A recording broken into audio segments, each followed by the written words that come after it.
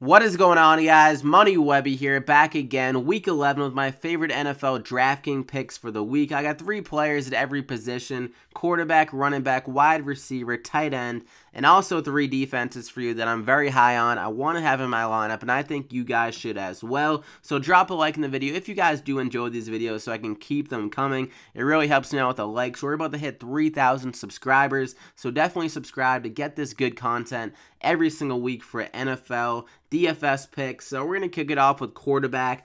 First guy is going to be Tom Brady going against Oakland. Their secondary is a joke. It's very bad. This game should be fairly high scoring, as the Raiders have a good offense. They have been a little bit up and down, but I think they should be able to get enough here to keep the Patriots in pass mode against this bad secondary. Like Gronk has a great matchup here. Brandon Cooks has a great matchup. So I think Tom Brady is almost a lock for 20 DraftKings points. Can't say that about any other quarterback on this week. So I think if you want to pay for quarterback, Tom Brady 100% is the guy. I think he'll be fairly highly owned though with that considered, because the matchup is so good. And all the other quarterbacks are kind of a little bit risky in the sense that I could easily see a lot of them not doing that well. Like this year, quarterback has been a little bit unpredictable. Tom Brady's as safe as you can get. So in cash games, I absolutely love Tom Brady this week. Think he throws for like 3 touchdowns, over 300 yards. They're playing down in Mexico, so on neutral field, no one has the advantage in this spot. Honestly, you could see more Patriots fans making their way down, even though it's closer to Oakland.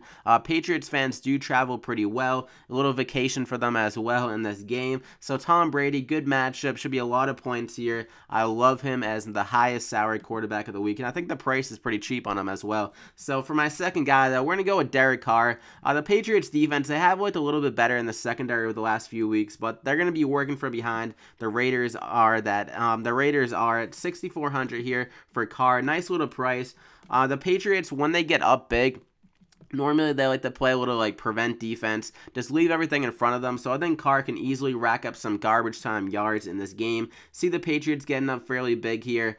Then when that garbage time points is always great for DraftKings. Counts the same as any other point. So Derek Carr can easily get over 300 yards and maybe a few touchdowns in garbage time as well. And anything he does before that's just a cherry on top. So 6,400, he can return a lot on that salary. Even though I think the Patriots match up fairly well against Oakland, but the game script is going to be in Derek Carr's favor probably the whole entire game. So I like Derek Carr here, and the Raiders are their season's almost over, so they really need to come out here and get a W, even though I don't think they will get it. But Derek Carr, he needs to bring his A game here for them to have a chance, so lock him in. Didn't mean to say that. Don't lock him in. I mean, I love him, but I didn't want to. That's for my NBA videos. Messed up there.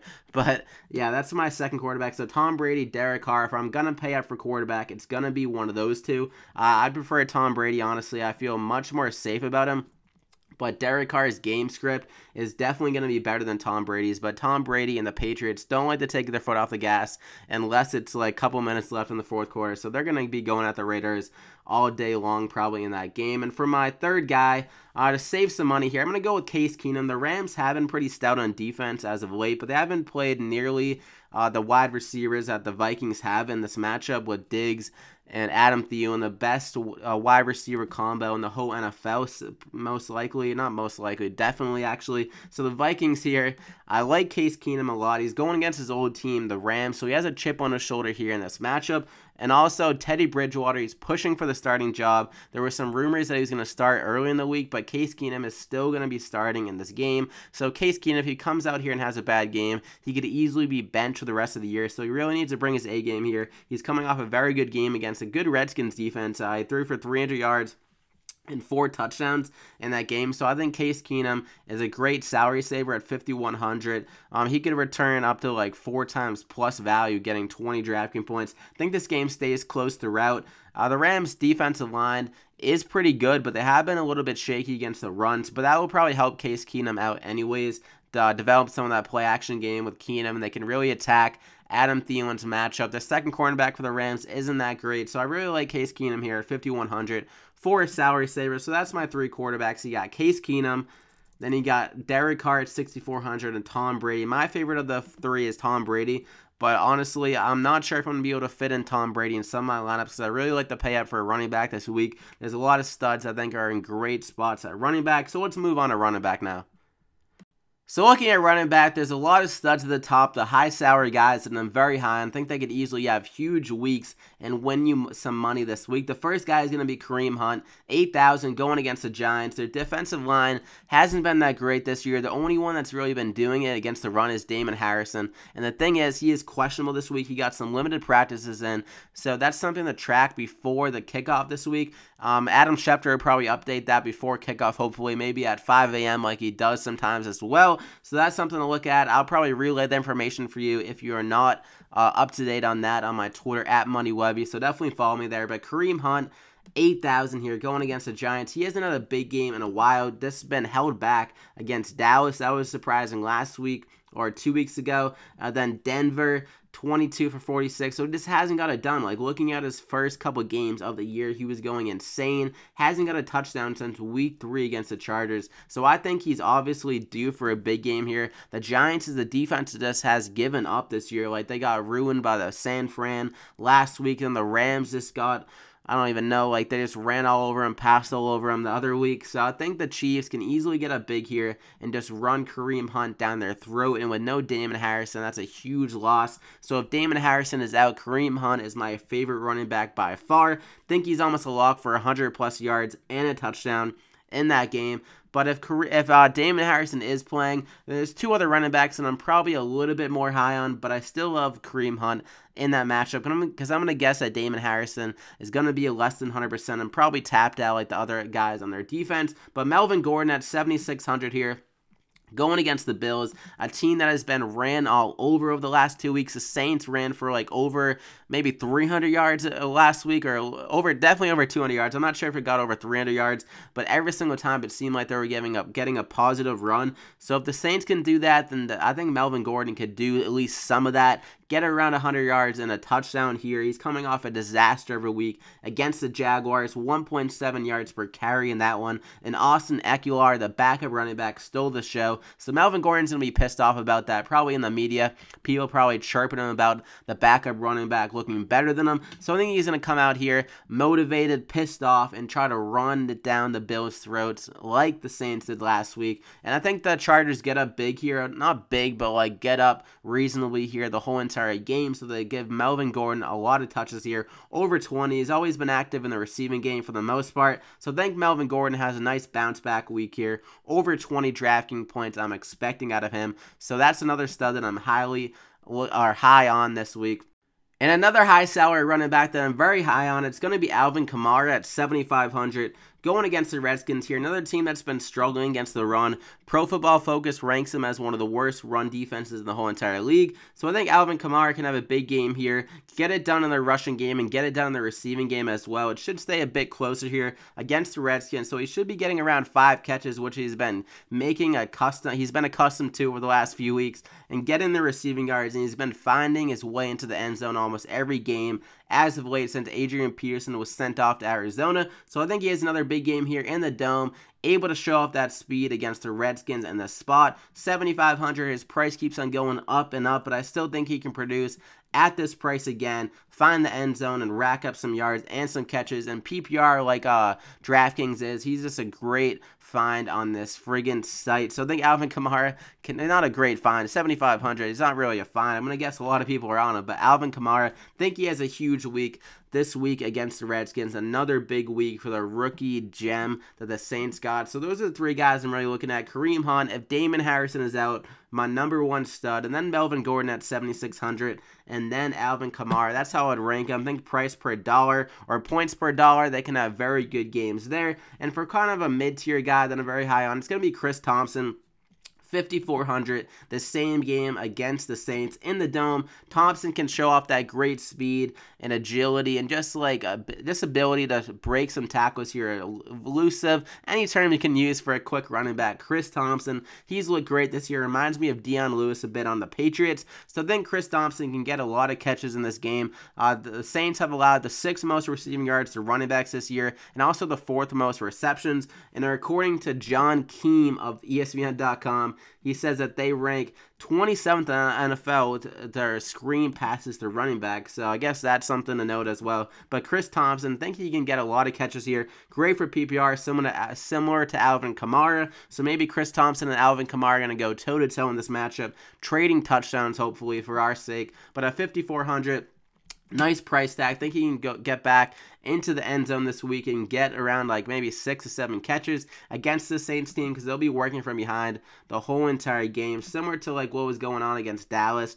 where he had a huge game there against San Fran. Just one of those big games I think is here for Chris Thompson in this matchup. And also Rob Kelly, Fat Rob, it was thrown on the IR as well. So maybe a few more carries for Chris Thompson in this game. Just a few more touches in general is on the radar or the horizon for Chris Thompson in this matchup. So those are 3 running backs I'm looking at. Chris Thompson, 5,400.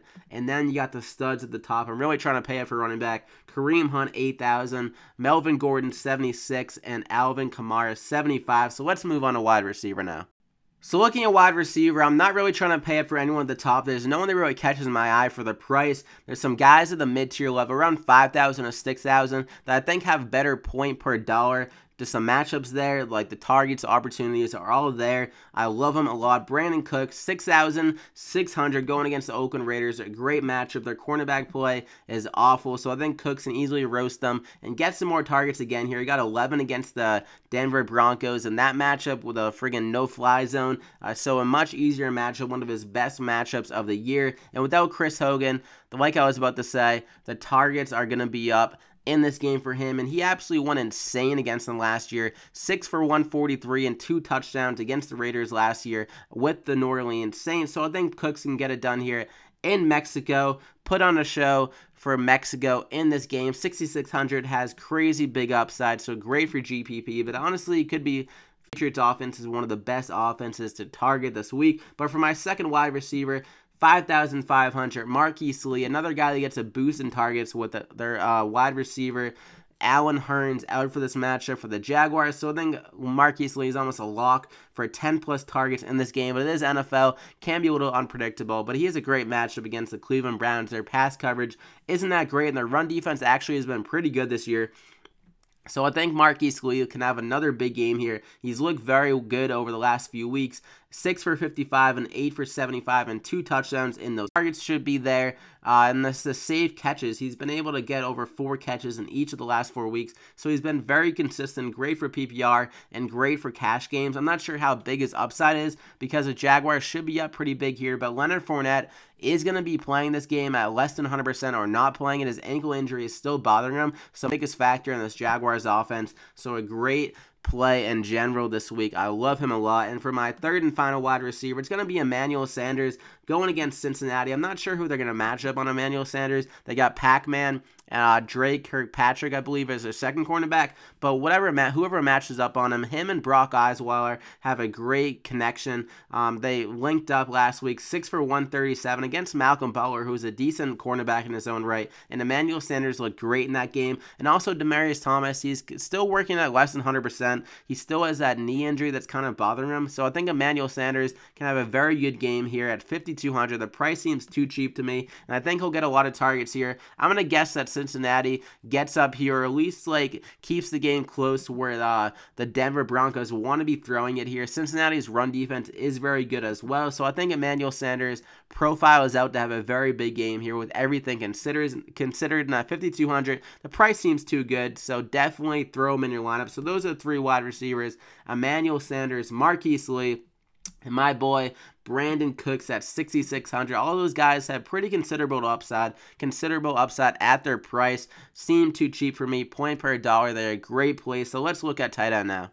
So looking at tight end, there's a lot of good options on tight end this week. I think 2 guys at the top that really stand out for me is going to be Gronk and Evan Ingram. If I was going to pick one out of the 2, I guess it would be Evan Ingram. I think Gronk has some more upside, but he also is priced up with that upside. So Evan Ingram, though, at 6,000 with Sterling Shepard, kind of questionable with an illness. If he doesn't play, I think Evan Ingram is one of the best plays this week at tight end, considering the targets and just the safe catches it seems like he's been getting each week. And he's also got a touchdown each of the last 4 games, so a big part of their offense in the red zone. Think he can get a touchdown here and some more catches 4 yardage. They should be working from behind the whole entire game against the Chiefs. So at 6,000 here, I like Evan Ingram a lot at that price. So that's probably the guy I would go with if I was going to pay it for tight end. I think Gronk is also a great option, but one of those two, can't go wrong with either of them. But some cheaper guys, Cameron Brate, 4,200, kind of disappeared over the last 2 games. Only 2 catches for 19 yards. But this is the matchup where they really need some good tight end play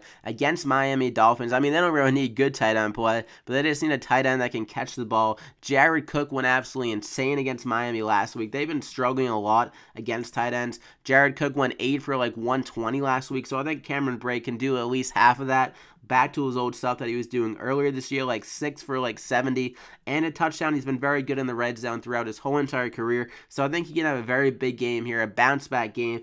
Don't think he can go 3 straight weeks of bad games. So this is the matchup where he can get it done. His price is discounting because of the bad games over the last 2 weeks. So I love Cameron Brate a lot this week. 4,200, nice little price tag there. And for my cheapest tight end here, 2,900. The price is way too good. Tyler Kroft going against the Denver Broncos. We know how good of cornerback play they have. Aqib Talib will probably be matched up on AJ Green here, kind of limiting him. So they're going to have to go with Tyler Kroft a lot in this game. I think he can honestly approach 10 targets in this matchup. We saw Gronk and those running backs get heavily involved last week against the Broncos. That's kind of how you beat this team. So I think Tyler Kroft will get a lot of targets, some safe, this dump off from Andy Dalton with the pass rush coming at him. I think Joe Mixon can get heavily involved in the pass game as well. So that's something to consider. And also Gio Bernard. But Tyler Kroft, I think he's way too good of a value at 2,900. Can return up to like maybe even 5 times value on that price tag if he gets a touchdown here. So love Tyler Kroft if you want to save some money at tight end. So that's really what I'm looking at tight end this week. You got Tyler Kroft, 2,900.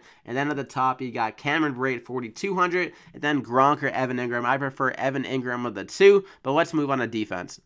So looking at defenses, some good options around the mid-tier of defense this week. The first one is going to be the Baltimore Ravens, a little bit of the upper mid-tier, but at 3,400 against the Packers, I think they can have another big week here. They've had some big games, like against Miami. They pitched a shutout, 29 DraftKings points in that one. They're coming off kind of a bad game against Tennessee. They were still pretty solid, like yards-wise, but they weren't able to generate enough points for DraftKings. But I think they can get back to that against the Packers offense that has been struggling mightily without Aaron Rodgers.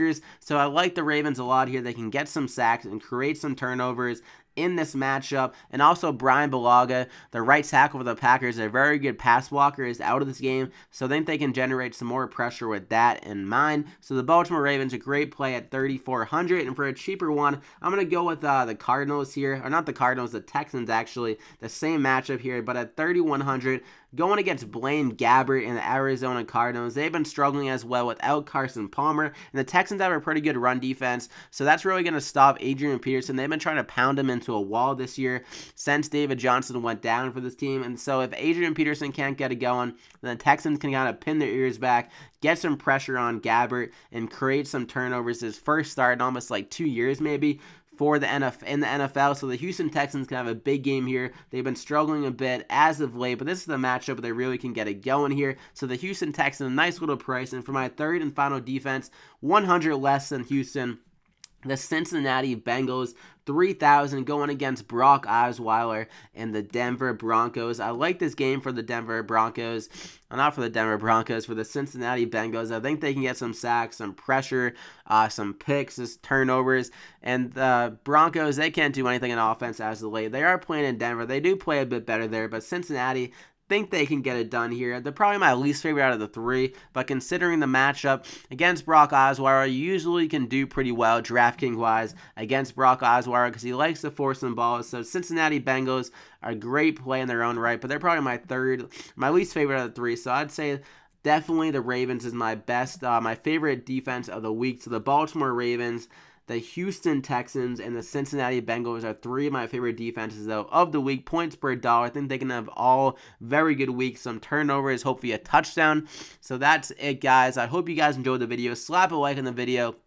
if you did enjoy it, so I can keep these videos coming every single week. I'll probably do next week's video around Thursday or Friday. So we got the injury report out, some more information and stuff like that, a better sense of what's going to happen, because a lot of changes from like Tuesday to Friday, or maybe I'll do an early video, then kind of update it. I don't know. That's a lot of work though. But thank you for watching, guys. I hope you guys enjoyed the video. Subscribe if you haven't already. Let's try to get to 3,000 subscribers. That'd be crazy stuff. I appreciate all the support. I wish you guys the best of luck on week 11 in this slate. Win some money, guys, and we'll see you back here next week.